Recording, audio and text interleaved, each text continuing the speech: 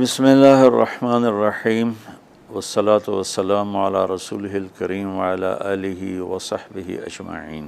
جو بھی بہن بھائی بچے بچیاں سن رہے ہیں سب کو میری طرف سے عید مبارک ہو۔ عید کی خوشی ہم کیوں مناتے ہیں، پہلے میں یہ تھوڑا سا واضح کر دوں کہ رمضان کا مہینہ اللہ نے پورا ایک ہمارے لیے خوشی کا مہینہ بنایا ہے، جس میں اللہ کی جنت کے دروازے کھول دیے جاتے ہیں، جہنم کے بند کر دیے جاتے ہیں، شیطان قید کر دیے جاتے ہیں، جنت کو روزانہ سجایا جاتا ہے، اللہ کا عرش پہلے آسمان پہ آ جاتا ہے، اللہ کی طرف سے اعلان ہو رہا ہوتا ہے، کوئی بخشش چاہنے والا، کوئی حاجت مانگنے والا، فرض 70 فرضوں کے برابر ہو جاتا ہے اور نفل فرض کے برابر ہو جاتا ہے، اور نفل اور فرض کا فرق اتنا بڑا ہے کہ قیامت تک 2 رکعت نفل پڑھتا رہے تو فرض رکعت کے ایک سجدے کے برابر نہیں۔ اور اس میں جو مر جاتے ہیں اہل ایمان، ان کا حساب نہیں ہوتا، ان کو قبر میں منکر نکیر نہیں آتے، اللہ تعالیٰ ان کو معاف فرما دیتا ہے۔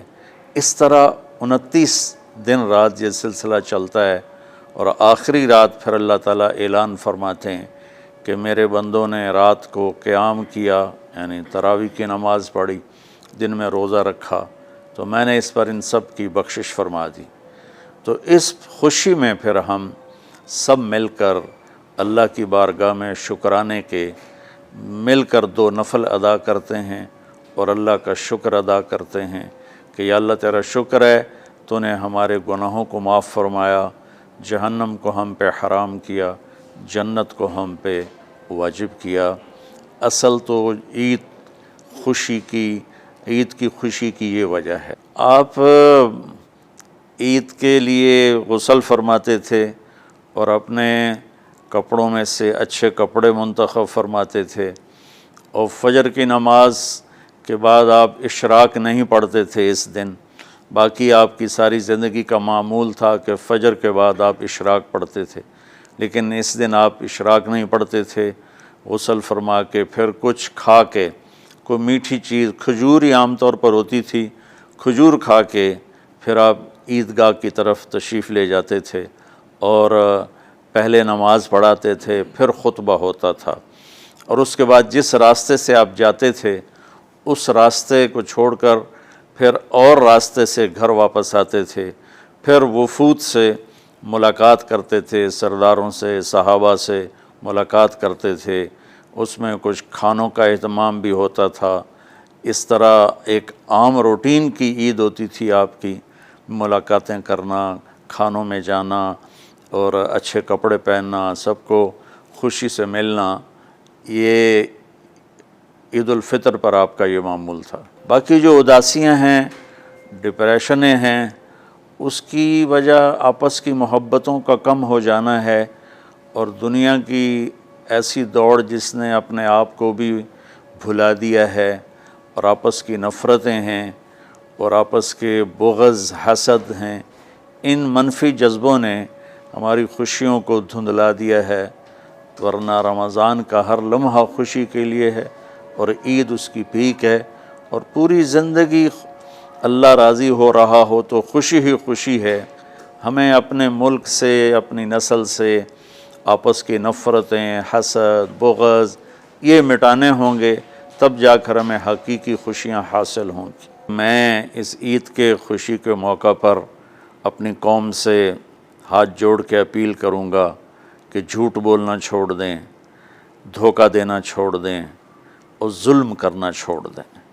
مذہبی نفرت نے ہمیں تباہ کر دیا، سیاسی نفرت نے ہمیں تباہ کر دیا، صوبائی قومی نفرت نے ہمیں تباہ کر دیا، آپس کی رنجشوں کی نفرت نے ہمیں تباہ کر دیا۔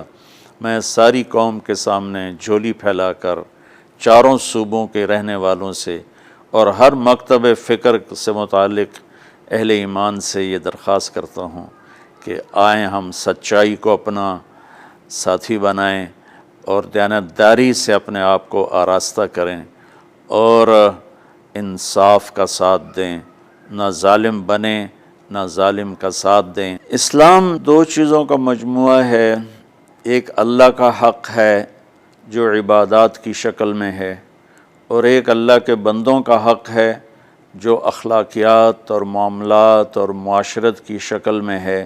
یہ دونوں کمپلسری پیپر ہیں، دونوں لازمی پیپر ہیں، ان دونوں میں پاس ہونا ضروری ہے۔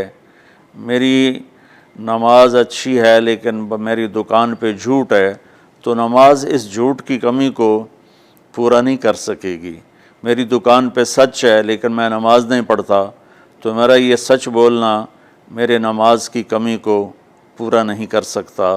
اللہ کے نبی نے دنیا سے جاتے ہوئے 2 لفظوں میں سارا دین بتا دیا تھا۔ جب آپ کے جانے کا وقت قریب تھا تو آپ 2 لفظ دہرا رہے تھے، الصلاۃ وما ملکت ایمانکم، میری امت میرے بعد ایک نماز نہ چھوڑنا، اور ایک امت کے غریب مسکین لوگوں سے، نوکر غلاموں سے اچھا سلوک کرنا۔ یہ 2 الگ الگ ڈیمانڈ ہیں۔ جیسے پانی پینے سے روٹی کی کمی پوری نہیں ہو سکتی اور روٹی کھانے سے پانی کی کمی پوری نہیں ہو سکتی، یہ دونوں الگ چیزیں ہیں۔ اخلاق کو عبادت کی کمی پر نہیں کر سکتی، اور عبادت کی کمی اخلاق کو اور اخلاق کی کمی کو عبادت پورا نہیں کر سکتی۔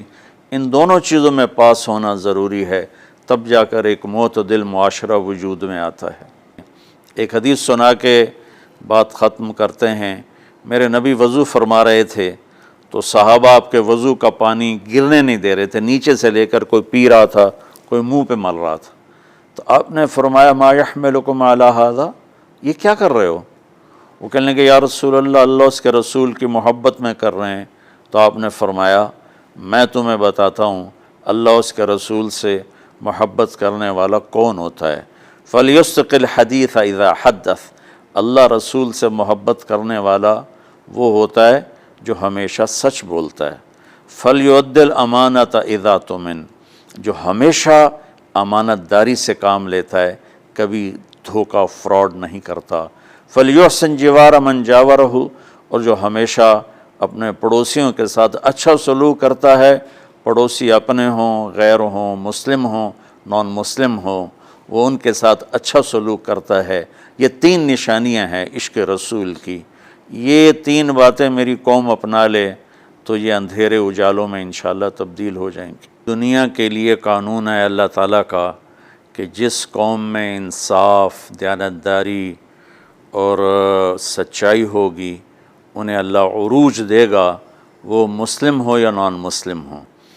اور جن ملکوں میں، قوموں میں بددیانتی ہوگی، ظلم ہوگا، جھوٹ ہوگا، وہ زوال کا شکار ہوں گی۔ ساری ویسٹرن دنیا تو لیڈ نہیں کر رہی، ہمارے جیسے ملک بھی ہیں جہاں یہ ساری چیزیں ہیں تو وہ ہماری طرح ہی ذلیل ہیں اور ہماری طرح ہی وہ خوار ہیں۔ چند ایک ملک ہیں جنہوں نے ان چیزوں کی رعایت کی ہے تو وہ اس وقت لیڈنگ رول میں ہیں، لیڈنگ ماڈل میں ہیں۔ تو دنیا کے لحاظ سے تو یہ قانون ہے کہ سچائی، دیانتداری اور انصاف قوموں کو اونچا لے جائے گا۔